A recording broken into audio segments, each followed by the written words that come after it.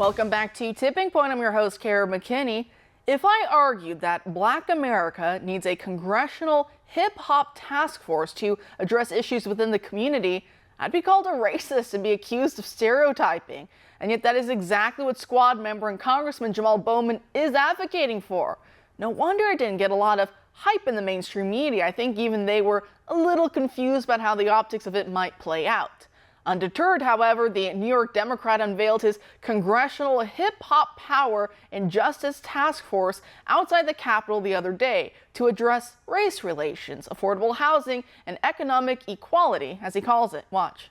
We want to bridge the gap between artists, executives, and everyone who calls this culture home, and the work we're doing here in Congress from the perspective of policy. This work has been done by Prophet, Reverend Yearwood, and so many others outside of the halls of Congress. But now it's time to organize formally and bring into the halls of Congress the power and the transformative nature of hip-hop culture. Our goal is to make sure the hip-hop community has a seat at the table as we work on federal policy. It's that simple. I think Congressman Bowman was more unintentionally funny in that clip than John Oliver was in the previous segment, even though Oliver is supposed to be the comedian here.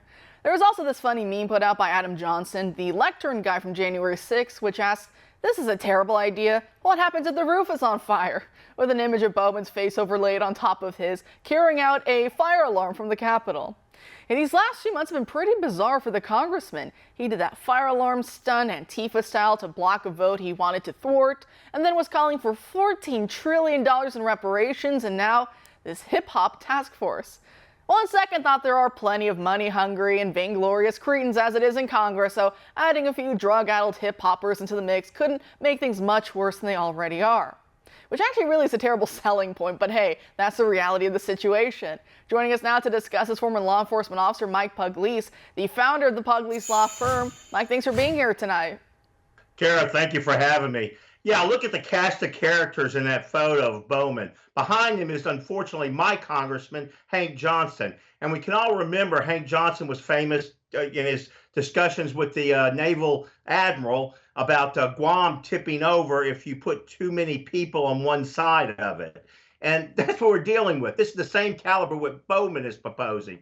Now, I remind you, Bowman also brought up in 2022 the RAP Act, which basically was to shield rappers who committed murders, committed rapes, from their lyrics being used against them that purportedly sung about murder and rape.